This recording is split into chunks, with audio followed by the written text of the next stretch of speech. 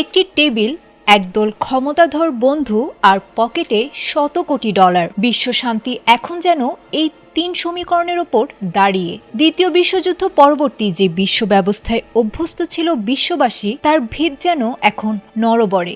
সুইজারল্যান্ডের বরফ শীতল দাভোসে মার্কিন প্রেসিডেন্ট ডোনাল্ড ট্রাম্প এমন এক বোমা ফাটিয়েছেন যার কম্পন অনুভূত হয়েছে মস্কো থেকে প্যারিস পর্যন্ত।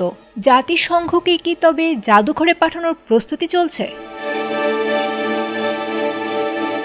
দাভোস ইকোনমিক ফোরামের সাইডলাইনে ট্রাম্প ইতোমধ্যে ঘোষণা করেছেন তার উচ্চাভিলাষী বোর্ড অফ পিস বা শান্তি বোর্ডের। নামটা শান্তির হলেও এর অন্তরালে লুকিয়ে থাকা ক্ষমতা কাঠামো বিশ্ব নেতাদের কপালে ভাঁজ ফেলেছে। ফাঁস হওয়া খসড়া সনদ অনুযায়ী এই বোর্ডের চেয়ারম্যান হিসেবে ট্রাম্প থাকবেন আজীবন। সদস্য দেশ বেছে নেওয়া থেকে শুরু করে উত্তরসূরি নিয়োগ সবই থাকবে তার একক নিয়ন্ত্রণে। সবচেয়ে বিতর্কিত বিষয় হলো এর পে টু প্লে মডেল।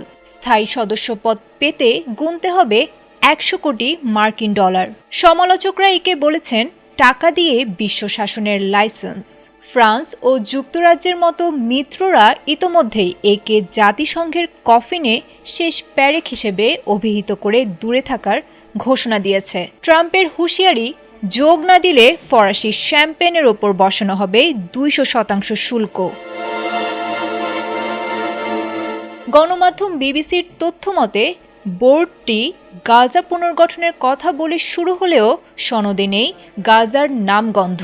এর পরিবর্তে রয়েছে জ্যারেড কুশনার ও টনি ব্লেয়ারের মতো বিতর্কিত নাম।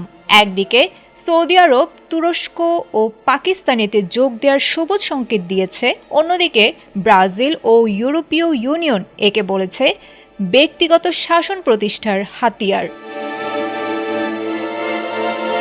ট্রাম্পের দাবি, জাতিসংঘ যেখানে ব্যর্থ তিনি সেখানে সফল। কিন্তু প্রশ্ন থেকেই যায়, এটি কি সত্যি সংঘাত মেটানোর কোনো মহৎ উদ্যোগ, নাকি বিশ্ব শান্তিকে পণবন্দী করে ট্রাম্পের ব্যক্তিগত রাজনৈতিক উচ্চাকাঙ্ক্ষার এক নতুন কর্পোরেট সংস্করণ?